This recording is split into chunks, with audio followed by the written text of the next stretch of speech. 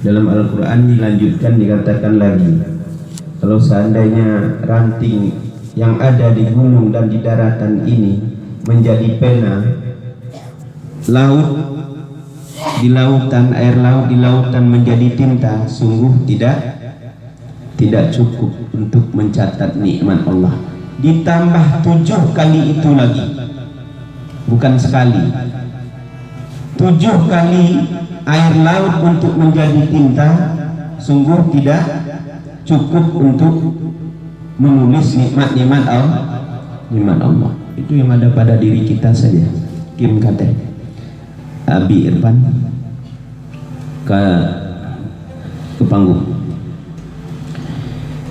Maka berzikir ini untuk bersyukur, berterima kasih kepada Allah atas nikmat yang banyak yang Allah berikan kepada kita, juga untuk menumbuhkan rasa cinta kita kepada Allah dan Rasul. Ini sangat perlu bagi kita, sebagaimana yang sudah mengimani Allah dan Rasul. Jadi kita mengimani Allah, mengimani Rasul, agar tumbuh rasa cinta itu harus sering-sering kita sebut. Apapun yang sering kita sebut, kita akan mencintainya. Apapun, sekalipun kita sebut orang yang kita benci. Misalnya kita sebut orang yang kita benci setiap hari, suatu saat kita akan mencintai orang tersebut. Walaupun kita kaji kekurangan orang itu, suatu saat kita akan menyayangi. Jadi kalau kita sebut istri, kita sayang, akan cinta istri. Kita sebut uang, kita akan mencintai uang. Kita sebut apa lagi? Harta, kita akan mencintai harta. Apapun yang kita sebut. Man ahabba syai'an aksara min dzikrihi. Apabila kita mencintai sesuatu, kita akan menyebut sesuatu. Kalau kita mencintai Allah, kita akan menyebut Allah. La ilaha illallah, la ilaha illallah. Kita banyak-banyak. Sekali kita sebut la ilaha illallah, Allah berikan 10 pahala. Kalau 1000, 10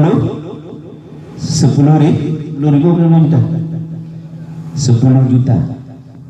Kalau sekarang diberikan Allah 1 pahala, misalnya 1 gunung, rumah tidur payah pindah.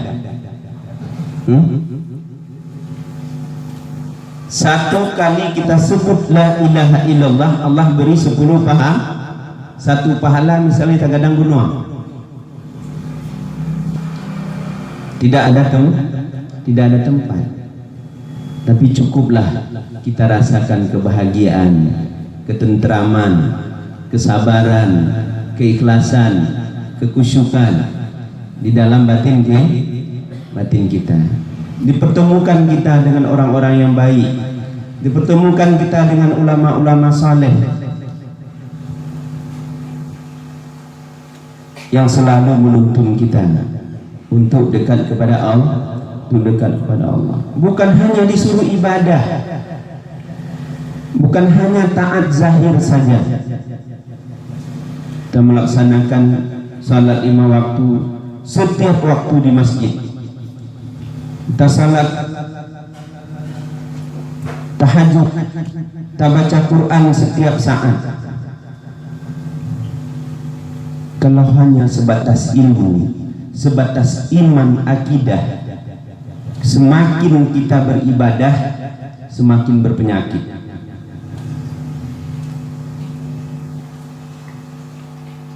Ibadah membawa kedengkian. bawah ibadah kita membawa fitnah. Ibadah kita membawa kita terhijab dengan Allah, bangga kita dengan ibadah. Jadi orang sufi bukan meninggalkan ibadah, tapi menguatkan. Syariat ini adalah alatnya, jalan yang sudah dilalui terdahulu, dan diistiqamahkan itu agar masuk ke dalam batinnya, agar cahaya asma dan sifat Allah memantul ke dalam batinnya, sehingga hilang rasa dia yang melakukan, hilang ananiyah di dalam dirinya, untuk menghilangkan syirik yang tersembunyi, mengakui kita ada. Tidak ubah kalau kita seperti Tengku Zakaria mengatakan saya salat, saya ibadah, saya alim, saya kaya, saya semuanya, saya mulia. Itu kalau orang sufi mengatakan sama dengan Fir'aun, menuhankan di diri. Wujuduka dzambun laka la yukasu bihi ghairi. Wujudmu adalah dosa bagimu dan tidak ada banding dengan lainnya. Jadi wujud itu keakuan saya. Ketika beribadah kita perlihatkan kepada orang. Kalau tidak dilihat orang, kita tidak mau menyumbang. Kalau kita tidak disebut orang sebagai dermawan, untuk tahun depan kita tidak mau menyumbang.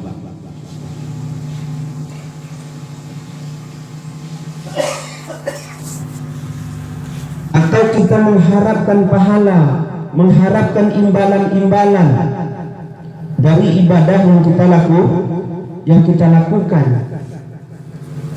Kita salat duha rajin agar mudah rizki. Ketika rizki ada, salat duha. Ketika rizki tidak ada, salat duha kita tinggalkan. Sama saja kita meninggalkan Allah. Kalau orang yang senantiasa melihat nikmat-nikmat, melihat kasih sayang Allah, dia tidak mengharapkan imbalan dari ibadahnya, karena tujuannya ilahi anta maksudi waridaka matlubi. Hanya Allah yang dia maksud dan ridha Allah yang dia tuntut. Termasuk hadir ke sini, kalau ada karena sesuatu kita tidak mendapatkan apa-apa, hadir kemari karena tidak enak kepada rezeki, itu sia-sia. Tapi kalau ridha Allah yang kita tuntut, insya Allah apa yang kita ucapkan nanti, la ilaha illallah, akan dibawa pulang. Itu pribadi. Kalau kita berhimpun begini, dalam kitab kata guru-guru kita, di sini dinaungi oleh para malaikat, dan malaikat setelah kita pulang, mereka berbaris melepaskan kepulangan kita dan membawa catatan amal kita ke langit. Itu kalau ikhlas.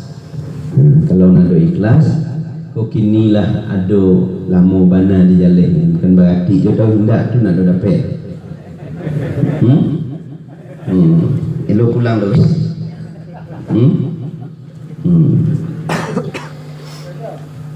Kemudian Rasulullah SAW bersabda, saya bacakan saja artinya.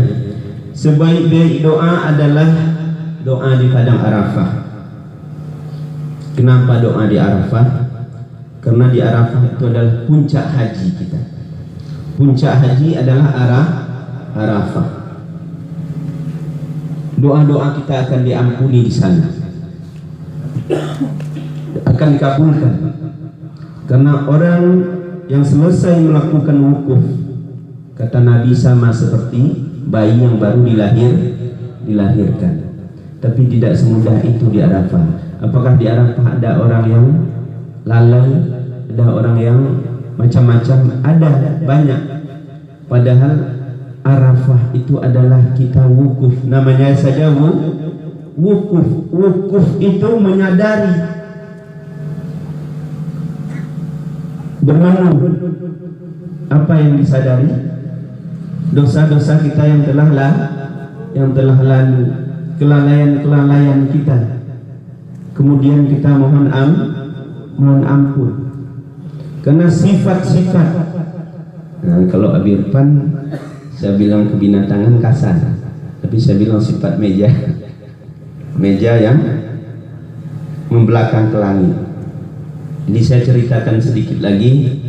Waktu Sayyidina Ali pergi ke padang Arafah dengan sahabatnya melihat seperti ini, putih semua,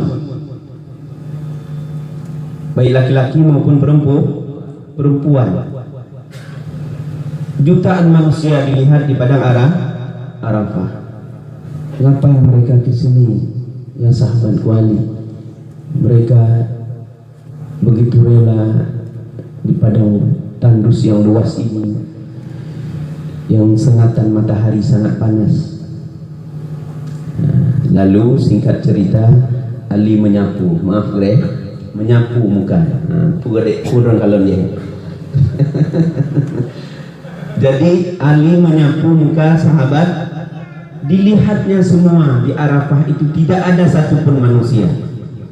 Yang ada ular, macan yang haram itu, dan semua jenis binatang ada di padang Arafah. Dia heran, saya tadi tidak melihat ada binatang, kok sekarang semua binatang.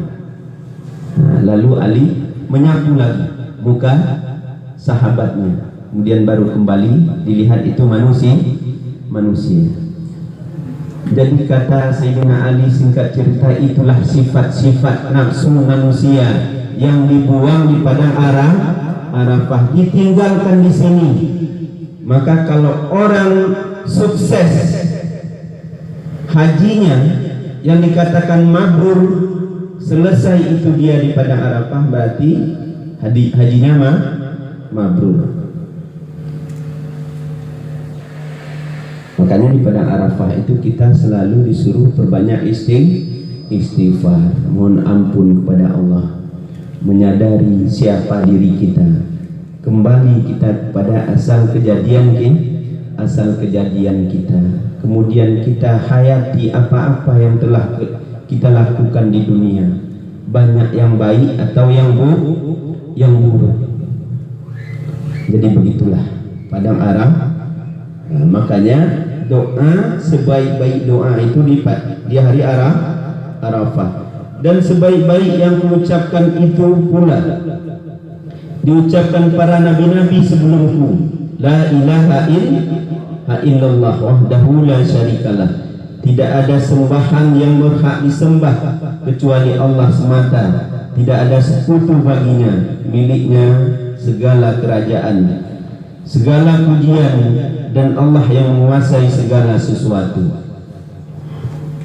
Kemudian firman Allah yang selanjutnya, fadhkuruni azkurkum, maka ingatlah kamu kepadaku, niscaya aku ingat pula kepadamu. Makna ingat ini sebagai hamba pilihan. Kalau diingat, semua kita makhluknya diingat oleh Allah, tidak ada yang tidak diingat, baik dia muslim maupun kafir, baik dia manusia maupun binatang. Dan alam semesta ini, seluruh jagat raya ini tidak luput dari ingatan Allah. Sekalipun binatang-binatang yang halus di dalam tanah tidak luput dari ingatan Allah. Karena kalau lupa Allah, hancur alam ini. Makanya Allah tidak ada sifat lupa bagi Allah. Allah ingat selalu. Tapi yang lupa siapa? Kita, nafsu kita yang lupa pada Allah. Maka siapa yang ingat kepada Allah, maka Allah ingat kepadanya. Makna ingat di sini orang yang selalu kembali kepada Allah, orang yang selalu berzikir pada Allah, orang yang selalu menyerahkan dirinya kepada Allah, orang yang selalu terasa hina di hadapan Allah. Allahu yartaghi ilaihi man yasha wa yahdi ilaihi man yunib. Allah menunjuki kepada agamanya adalah hamba-hamba yang dikehendakinya,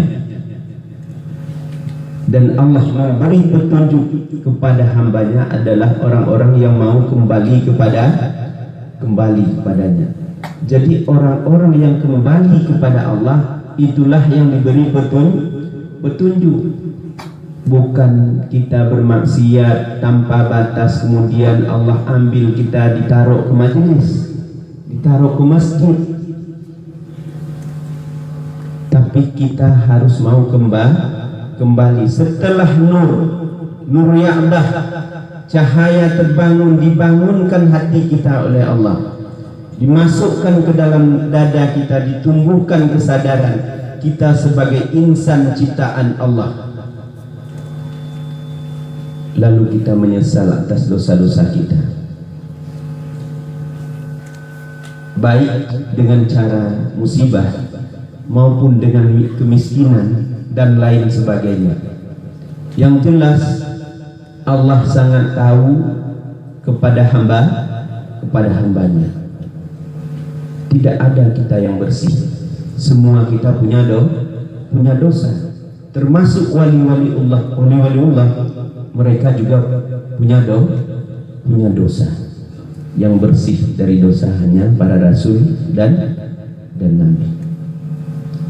Kalau kita punya dosa semuanya, tidak ada yang bersih dari dosa. Atas dasar itulah kita harus kembali kepada Allah. Tidak cukup kita dengan melakukan taubat sekali kita salat taubat, kemudian kita istighfar 10 kali, 100 kali, kita sudah anggap kita bersih, sudah anggap kita selesai, sudah diterima taubat kita.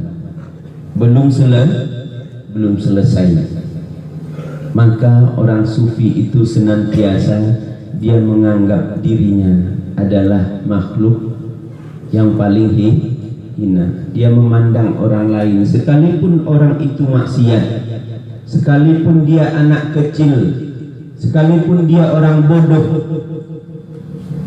mereka tetap memuliakan. Itulah sifat ketawazuan, rendah hati mereka. Inilah yang perlu kita contoh. Maka ingatlah kamu kepadaku, niscaya aku akan ingat pula. Ini manusia pilihan, bukan hanya sekali berzikir saja la ilaha illallah ini kemudian nantinya Allah akan ingat kita, tapi secara terus menerus istiqamah melakukan. Karena istiqamah itu melebihi daripada 1000 kekeramatan. Kalau ada keramat 1000, satu istiqamah itu masih lebih baik ke istiqamah. Misal kita bisa hilang dalam terang, bisa jalan di air, bisa merokok dalam air. Banyak keramat-keramat yang lain yang kita miliki. Dibanding dengan satu istiqamah masih lebih baik istiqamah. Makanya orang sufi bukan mencari keramat dan tidak diperlihatkan, malu malahan dia kepada Allah untuk memperlihatkan keramatannya, karena keramat itu pemberian. Kita berzikir bukan mencari keramat. Apa yang kita cari? Ridha Allah, agar hati kita selalu dengan Allah, agar kita mencintai Allah. Maka ingatlah kamu pada kemudian firman Allah yang lain, fa idza qadaytumus shalah fadhkurullah qiyaman wa qu'udan wa 'ala junubikum. Ketika kamu selesai melakukan salat, maka ingatlah Allah ketika berdiri, ketika kamu duduk, dan ketika kamu berbaring. Quran surat An-Nisa 103. Jadi maknanya tidak ada waktu untuk kita tidak mengingat Allah. Kita bisa mengingat Allah sambil berdiri, kita bisa mengingat Allah sambil berbaring, kita bisa mengingat Allah sambil duduk. Jadi ketika ada orang berhati la ilaha illallah sambil tagak, jangan nak galak-galakan, itu patah lidah, karena kita tidak pernah mengingat Allah.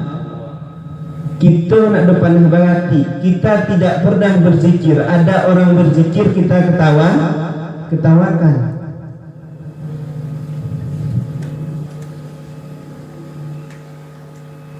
Karena ini ayat Al-Quran. Ingatlah Allah ketika berdiri, bukan mengingat Allah ketika hanya melakukan salat. Yang jelas apapun kebaikan, jangankan kebaikan, keburukan orang tidak boleh kita ketawakan. Kita belum tentu lebih baik daripada orang lain.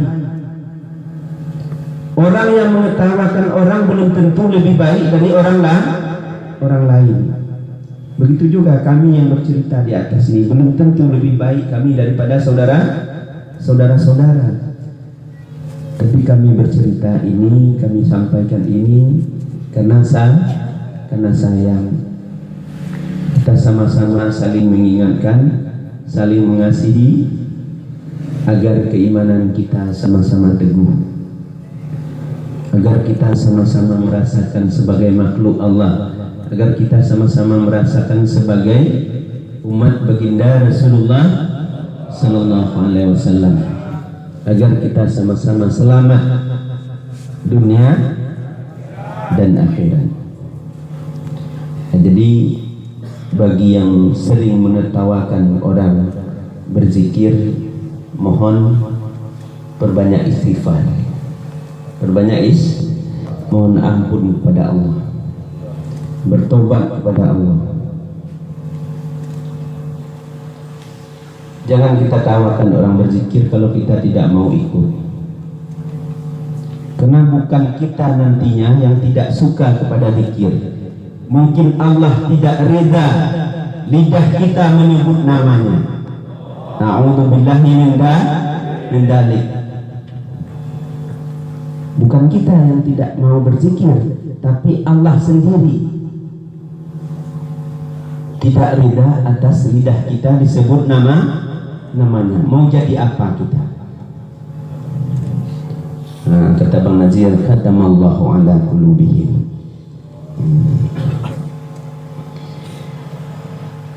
Kemudian di ayat lain dikatakan, ya ayyuhalladzina amanu dzkurullaha dzikran katsira. Hai orang-orang yang beriman, berzikirlah dengan menyebut nama Allah, zikir sebanyak-banyaknya. Inilah makna ratib seribe. Ratib seribe ini berzikir sebanyak-banyaknya, bukan seribe, tapi berzikir sebanyak-banyaknya. Tapi dinamakan seribu. Makna seribu itu sebanyak-banyaknya. Nanti kita bukan berzikir 1000, bisa 3000, bisa 5, tergantung wari. Atas dasar hal tersebut di atas, maka kita berzikir atau ratib seribe, dan juga banyak dijelaskan di dalam Al-Quran dan hadis tentang zikir ini. Zikir ini telah terdahulu, sebelum baginda lahir itu sudah ada, sebelum nabi-nabi, sebelum Rasulullah mengikuti para leluhurnya mengucapkan la ilaha illallah. Zikir ini sangat bermanfaat dalam kehidupan sehari-hari, baik dalam keluarga dan usaha, bermasyarakat dan beribadah kepada kita. Insyaallah kita sudah merasakan ala bidzikrillah tatmainnul qulub. Sungguhnya dengan mengingat Allah itu hati menjadi tentram. Tapi saya sudah banyak mengingat Allah, selalu saya berzikir, selalu saya ini, tapi hati saya tidak tentram, tidak berguru, tidak. Orang yang tidak merasakan enaknya zikir itu berzikir dengan sendiri, tidak berguru. Zikir itu ada cara, zikir itu ada caranya, ada tingkatan. Ada zikir ma'al ghaflah, lidah berzikir, hati lalai, hati kemana-mana. Lidah berzikir la ilaha illallah, la ilaha illallah, pikiran dan hati kemana-mana. Kadang nampak BMW, kadang nampak Fortuner, kadang nampak itu. Tapi itu masih dikira baik dibanding orang yang tidak berzikir sama sekali. Kemudian yang kedua, zikir ma'al ya Allah, teringat pada makna-makna zikir. Allah ma'bud biha, kita rasakan kita ini ciptaan Allah, kita dipelihara oleh Allah, kita diberi rezeki oleh Allah, dan kita akan kembali pada Allah. Kemudian la maksud biha illallah, hanya Allah yang kita tuju, tidak ada lainnya. Di dalam kita berzikir. Kemudian la mawjud biha illallah, hanya ada wujud Allah, tidak lainnya. Wujud kita ini wujud limpahan, wujud ibadi. Pada asalnya tidak ada itu masih dikira zikir syariat, masih dikira zikir syariat, sekalipun kita sudah memandang itu sebagai wujud dan maksud kita. Kemudian zikir ma'al huzur. Ini baru masuk ke huzur, itu maknanya hadir Allah. Hadir Allah bukan seperti kita menghadirkan teman, bukan seperti kita menghadirkan manusia. Terasa hadir Allah di dalam batin kita, bukan seperti kita menghadirkan sebuah wujud, tapi terlihat dalam batin kita bekas-bekas perbuatan Allah, bekas-bekas sifat Allah, bekas-bekas wujud Allah. Hanya ada perbuatan Allah, tidak ada perbuatan kita. Misalnya kita bergerak, saya menggerakkan tangan ini, harus saya pandang dengan hati kita, dengan hati saya. Tangan saya bergerak ini digerakkan oleh Allah, itu sudah masuk ke dalam batinnya. Begitu juga kita melihat kasih sayang Allah, nikmat-nikmat Allah. Jadi istilahnya bertali-tali, terus menerus, sehingga dengan banyak kita melihat kebesaran, kekuasaan, kedahsyatan Allah itu, terasa ciut kita seperti sunti. Takut kita kepada Allah, baik atas musibah maupun azab-azab yang akan datang kepada kita nanti. Kita merasa takut. Kemudian kita merasa sayang pada Allah dengan nikmat yang begitu besar. Kita tidak ingat saja, kita diingat. Kita tidak cinta saja, kita dicintai. Kita bermaksiat, rezeki kita masih diberikan, masih diberikan kesempatan hidup, masih diberikan kesempatan bermain. Ini dosa sudah seabrak-abrak jalan kata. Dosa sudah begitu banyak, tapi kita masih diberi kesempatan. Bagaimana cinta Allah pada kita? Melihat itu, tidak sanggup rasanya kita untuk mensyukuri. Habislah kita dalam kasih sayang Allah, sehingga ketika beribadah kita tidak melihat imbalan, kita tidak ada jerih payah rasanya ketika kita beribadah.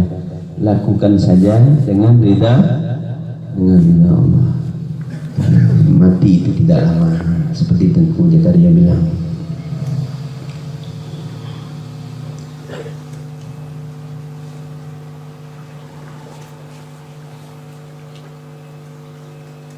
Kemudian pedih rasanya batin kami.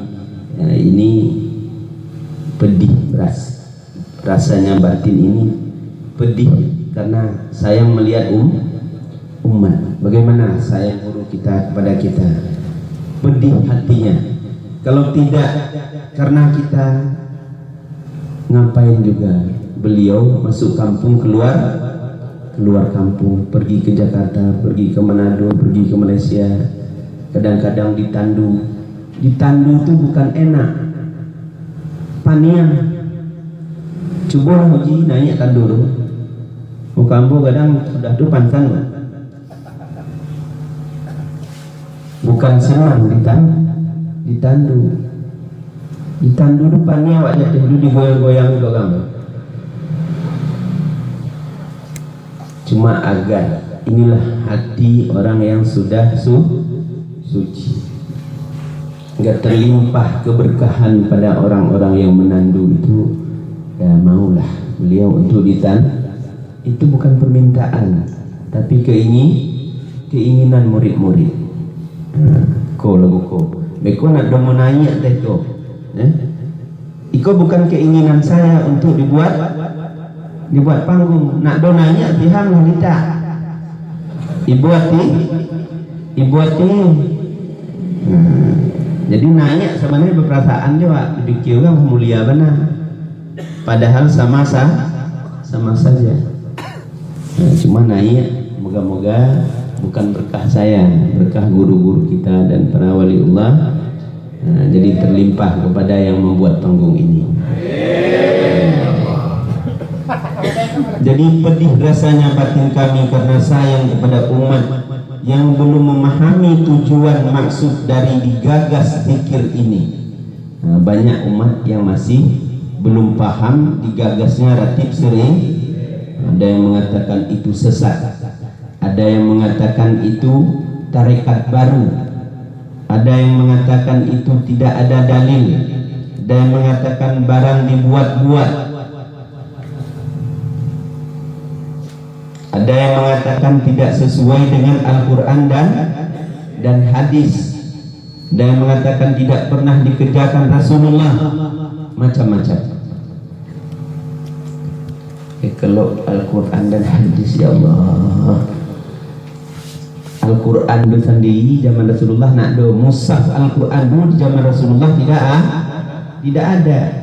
Al-Quran berbentuk yang kita baca sekarang itu tidak ada di zaman Rasulullah. Betujuh ilmu-ilmu pesantren, mantek, balaghah, nahwu dulu nak do zaman Rasulullah tidak ada. Kalau kita mencari zaman Rasulullah, jadi kita hanya membaca di buku, menyalahkan ulama. Ya, kalau bisa silakan dengan keyakinan sendiri, tapi jangan menyalahkan orang lain. Yang semua itu sebenarnya untuk memperkokoh keimanan kita dalam mencintai Allah dan Rasul dengan jalan bersyariat, bertarekat, berhakikat, dan bermakrifat. Jadi ada jenjangnya kita ini. Syariat, tarekat, hakikat, makrifat. Syariat itu apa?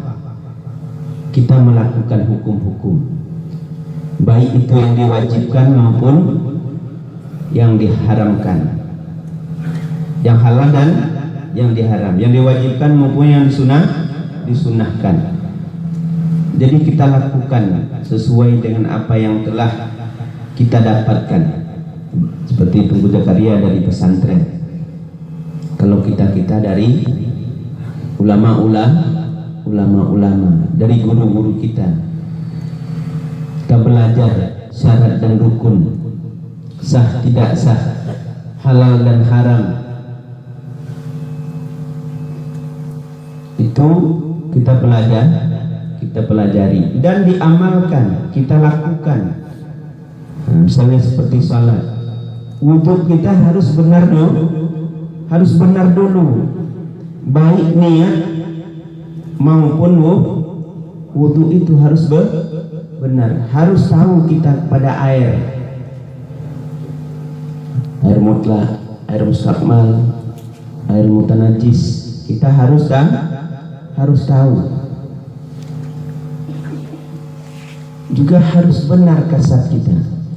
Malam kemarin saya katakan sama anak-anak, kalau kita takut dikanai orang, takut sama setan, takut sama sihir, sebenarnya tidak perlu ada amalan lain. Benar saja wudhu kita, nak dokanai wak sihir. Wudhu wak benar, dengan kasat benar, tidak terputus kita wudhu, litak orang menyihir nak ada mampan. Tapi saya putus-putus wudhu. Jangan pagi berwudhu, petang berkuan. Maknanya kita berwudhu juga dalam zikir. Jadi takut datang, lalu jawab lagi. Bila orang tidak putus berwudhu, makanya harus kita belajar wudhu yang alhamdulillah kita sudah dipraktekkan sama guru-guru kita, baik abah maupun abi, ya. Sudah dipraktek, ya, begitu juga kasat dalam salat harus benar. Makanya perlu belajar, ilmu itu perlu. Kemudian tarekat itu hadap hati. Hadap hati kita kemana? Berjalan senantiasa hati kita.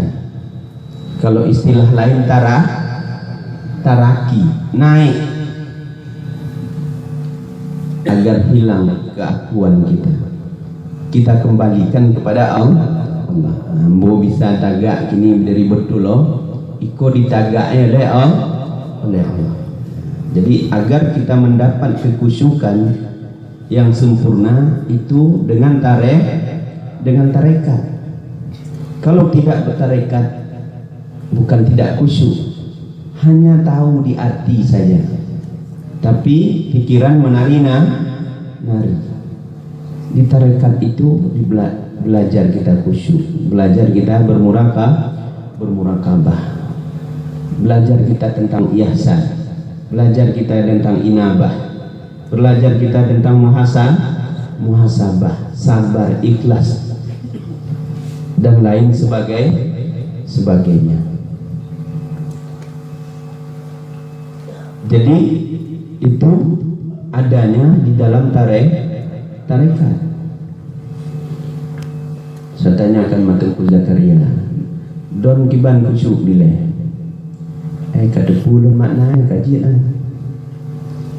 Jadi khusyuk itu bukan itu iya juga untuk khusyuk syar'i, khusyuk di luar.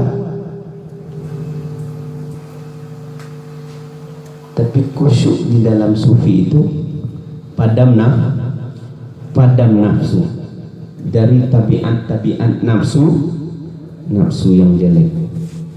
Putus kita dari hawa.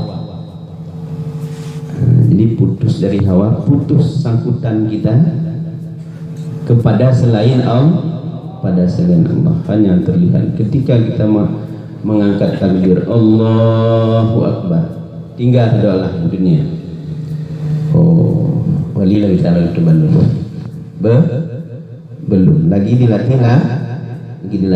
Cuma ini tarekat yang saya jelaskan, ini tarekat, tapi saya belum sempurna seperti itu. Kemudian hakikat kita bersyariat bila tidak berhakikat kosong, tidak ada tujuan. Semayang bangati kalau nak ada berhakikat lati tu la ilaha illallah kosong. Begitu juga berhakikat apabila tidak bersyariat batal. Kini wak gati je begitu semayang enggak batal. Orang boleh ingat Allah dia lebih Makanya ini tuduhan kepada orang-orang sufi, kaum yang mengikuti tarekat. Mereka setelah sampai kepada makrifat tidak salat lagi. Itu tuduhan. Ada yang seperti itu, tapi orang-orang yang bertarekat tidak berguru. Apa namanya di Jawa yang kaulah gusti kejawen. Jadi tauhid tasawuf bukan seperti itu. Kalau kita lah mau mengikuti Abuya, tidak sanggup kita mengikuti syariatnya. Saya masih muda, tidak sanggup. Saya yang ada tidur cuma sajam atau 2 jam. Tidak ada. Saya tidur bersama Abuya, maaf saya ceritakan sedikit. Saya tidur bersama Abuya. Jam 3 Abuya sudah di sejadah. Jam 3 tabangki udah jago, jam 3 Abuya dah di sejadah. Jam mampek lah mandi. Jam 4 sudah mandi. Selesai mandi salat sampai waktu subuh. Kemudian salat subuh. Selesai subuh wirid sampai duha. Kemudian baru salat duha. Selesai salat duha baru keluar. Bukan lalu, kita lah lalu. Tapi Abuya mengajar. Setelah mengajar kadang bertawajuh lagi. Tidak sanggup kita ikuti. Jadi apakah orang sufi itu tidak bersyariat? Tidak. Jadi orang yang bertarekat itu malahan lebih kuat syariatnya daripada orang yang bersyariat tanpa tarekat. Jadi apa itu hakikat? Hakikat itu memandang wujud Allah senantiasa ada di mana-mana. Maksudnya bukan memandang zat Allah dua-dua. Itu yang salah. Innallaha ala kulli syai'in qadir. Allah ada di atas tiap-tiap sesuatu. Jadi ketika dia memandang apa saja, di situ ada kuasa Allah. Apapun dia pandang, dia pandang matanya. Di sini ada basar Allah. Dia pandang tembok berdiri, di situ juga ada ijad dan imdad Allah. Ijad dan imdad Allah. Ada kuasa Allah di situ. Sehingga dia merasa lemah, tidak ada daya upaya. Jadi makanya dikatakan orang kalau tidak paham mengatakan orang hakikat itu sedikit-dikit Allah. Memang sedikit-dikit Allah, memangnya kita apa? Kita dan alam semesta ini wujud bayang. Bisa apa kita melakukan bertindak kepada Allah? Tidak bisa apa-apa. Tapi Allah kapan saja mau mematikan, mau menyakitkan, mau memberi musibah, mau menghancurkan alam semesta ini, tidak susah, hanya mencabut itu saja, ijad dan imdad. Selesai alam ini. Kun, maka jadilah, terbentang dari dulu sampai kiamat nanti. Tidak sulit bagi Allah. Makanya kita jangan merasa ada. Kemudian makrifat, orang-orang bermakrifat ini yang telah putus dari dirinya, dilupakan dia oleh Allah akan keberadaan dirinya. Dia fana, dia memandang Allah dengan Allah. Tidak dia beribadah dengan ilmunya, tidak dia beribadah dengan halnya, dia tidak beribadah dengan syuhudnya, tapi dia beribadah dengan Allah. Allah yang menyaksikan dirinya pada dirinya dengan dirinya. Itu orang-orang yang bermakrifat. Tapi tidak lama-lama. Setelah itu Allah kembalikan kesadarannya. Dia kembalikan kepada asalnya, ke wujud basyariah ini. Dan dia menyembunyikan hal itu daripada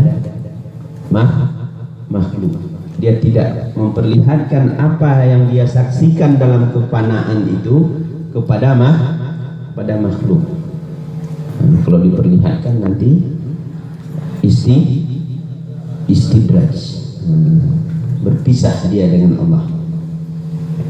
Jadi makanya orang-orang bermakrifat ini yang tahu kepada alam semesta ini, agar zahir akhlak yang mulia. Jadi akhlak yang mulia ini tidak mudah. Sabar itu tidak mudah. Kita hanya baru mengatakan sabar, tapi belum zahir sabar. Ketika kita bersabar hanya kita menahan saja, tapi di dalam masih pedih, masih terasa ada sakitnya. Kalau orang yang sudah zahir sabar itu dari Allah, tidak ada kepedihan lagi dalam hatinya. Mau dicela, mau dicaci, mau disanjung, mau dipuji, sama baginya. Mau kaya, mau miskin, mau musibah, mau macam-macam, sama baginya. Dia melihat dengan ridha. Apapun yang ditentukan Allah baginya hari itu nikmat, sekalipun itu musibah.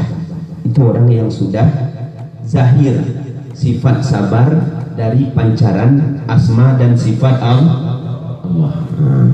Jadi kalau sudah dapat seperti itu, dicaci-cacilah, upek-upeklah.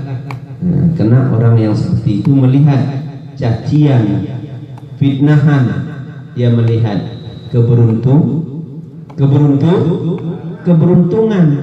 Orang yang mencaci, orang mopek, orang itu pindah amal ini ke awak balabu, makanya jangan bayang dicaci orang.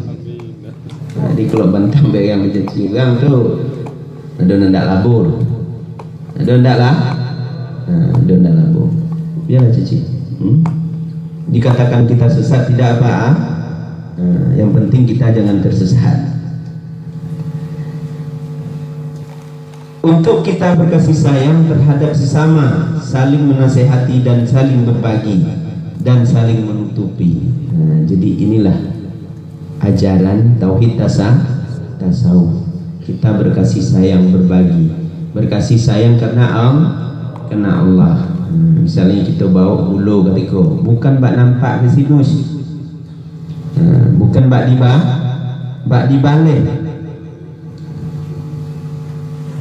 Itu kasih sayang. Kita bawa gula itu karena gula itu rezeki kita, pemberian Allah, kita berikan kepada makhluk Allah. Terima kasih yang membawa gula, membawa minum kopi dan yang lain-lain juga. Semoga berkah. Kemudian saling menasehati yang baik-baik, mengajak kita seperti malam ini, mengajak kepada kebaikan untuk senantiasa kita berzikir kepada Allah. Kemudian saling berbagi dan saling menutupi. Yang menutupi yang jarang lah, yang lalu mampu membuka. Kita paling senang, paling gemar membuka aib orang lain. Padahal itu adalah sifat tercela. Allah saja menutupi aib hambanya. Kita kalau dibuka aib oleh Allah, jangankan orang lain, anak kita tidak memuliakan kita. Begitulah buruknya kita. Kenapa kita terlalu mudah lidah ini membuka aib orang lain. Jadi yang sudah terlanjur kita bertobat. Untuk yang ke depan kita berhajat agar Allah menjaga, memelihara lidah hati kita daripada membuka aib orang lain. Tauhid tasawuf mengajarkan kepada kita agar senantiasa batin kita bersih dari tabiat-tabiat nafsu yang jelek seperti kesombongan. Kesombongan ini baik sombong dengan makhluk maupun sombong dengan Allah. Yang tidak mau melakukan perintah Allah, meninggalkan salat, meninggalkan puasa, tidak berzakat, itu sombong dengan Allah, sombong langsung dengan Allah. Melakukan yang haram-haram itu sombong dengan Allah. Kita harus bertobat. Tapi ada yang sombong dengan manusia karena sudah diberi kelebihan, diberi kekayaan, diberi kemuliaan, diberi ilmu, diberi macam-macam. Kita akan merasa lebih dari orang lain. Hati-hati dengan sifat sombong. Kemudian dengki, ini juga penyakit kita. Saya pun juga punya itu. Keinginan kita orang lain itu binasa, sengsara. Senang kita melihat orang lain susah. Jadi kita usahakan kalau bisa wakanain loh. Mbak usah dapat lagi. Itu kedengkian. Kalau bisa didukuni agar usahanya bangkrut, agar dia dicaci orang lain, agar dia hina. Itu sifat dengki ada di setiap manusia. Orang nak dengki bersih bohong, karena itu sifat nafsu. Ada yang tidak punya apabila imannya sudah benar, nafsunya sudah bersih. Kemudian iri ini dia tidak mau melihat orang lain lebih dari dia, maunya dia selalu di atas. Maunya Cinyo yang ditanjung-tanjung yang orang lain indah, mau inyo yang paling kaya orang lain ini sifat iri ada di setiap kita. Kalau diisi itu dengan zikir Allah Allah Allah subhanallah subhanallah dengan tingkatan tadi, insya Allah itu akan bersih. Kemudian ria, mempertontonkan amal ibadahnya. Dipalili awak menyumbang nak yatim, awak menyumbang macam-macam. Okay.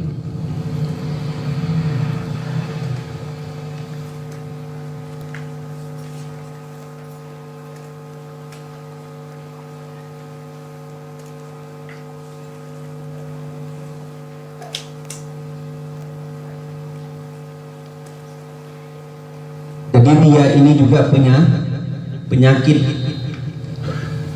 Kita nak do lama awak bersedekah, kalau nak do dilihat kalau nak do disabui-sabui orang awak,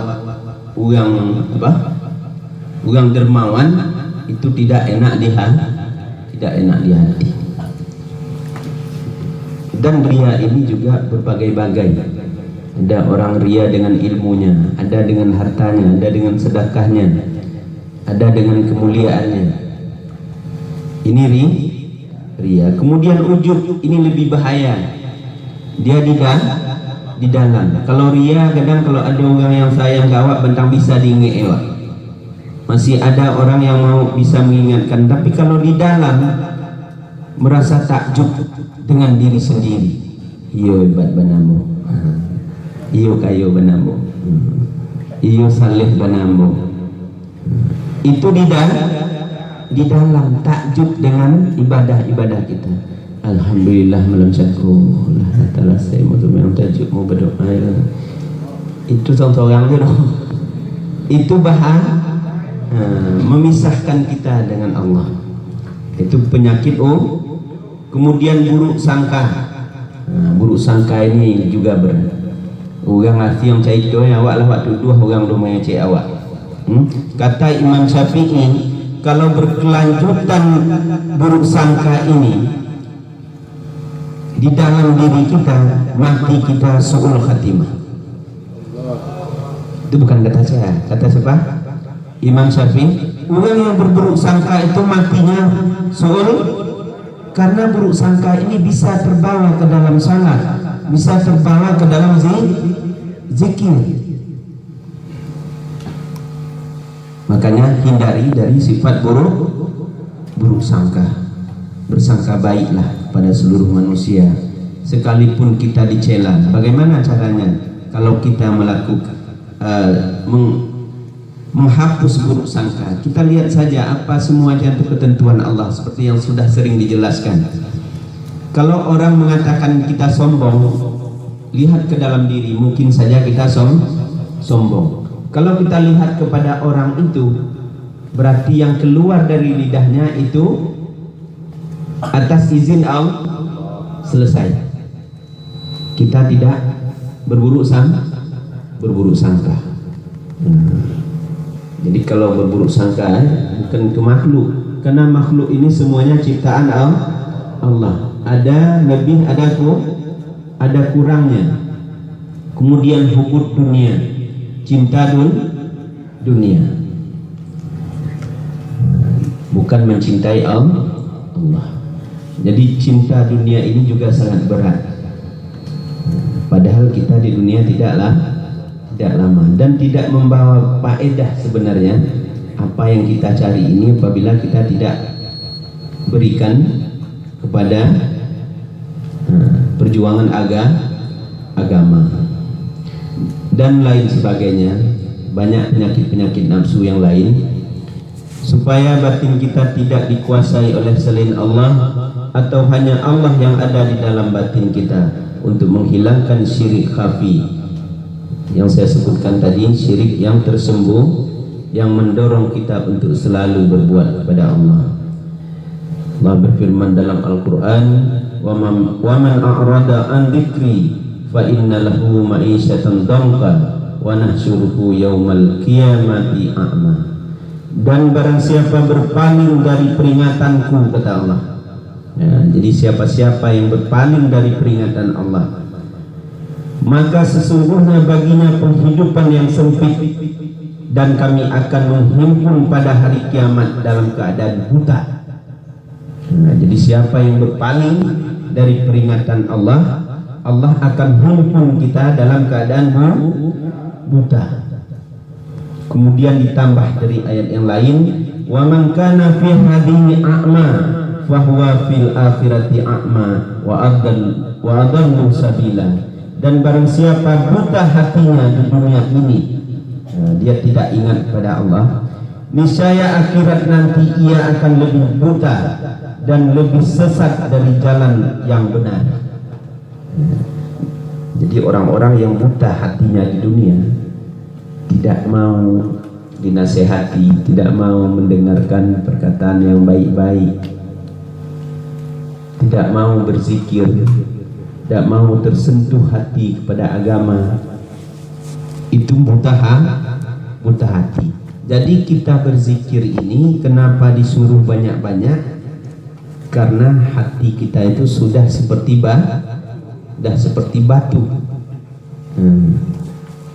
Bukan mata kita yang buta, tapi hati kita yang membatu. Jadi untuk melembutkan hati itu harus dibanyak jadi zikir hati serba ini juga melatih kita untuk melakukan niat. Maknanya niat yang benar. Niat yang benar tadi, ilahi anta maksudi warda kamatlubi a'tini mahabbah taka, dan perkataan yang benar. Jadi perkataan lisan kita ini pelihara lisan kita dari perkataan-perkataan yang sia-sia, perkataan yang mencela orang, perkataan yang tidak membawa kebaikan. Itu pelihara, karena lisan itu terbiasa, tergantung kita yang melatih.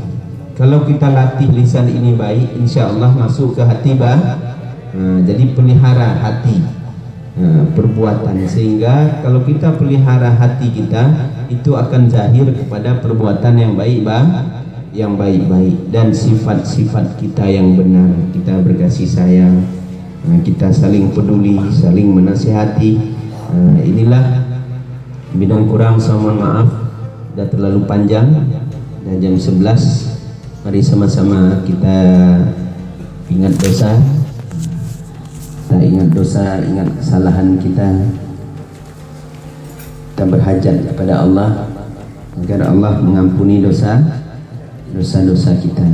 Jadi sebelumnya pada saudara-saudara, bukan maksud untuk menggurui, mengajari, menyinggung perasaan, tapi itulah lidah saya tidak bertulang, hati saya juga tidak bertulang.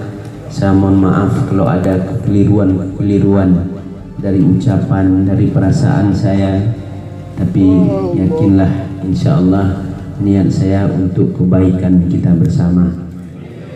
Billahi taufiq wal hidayah. Assalamualaikum warahmatullahi wabarakatuh.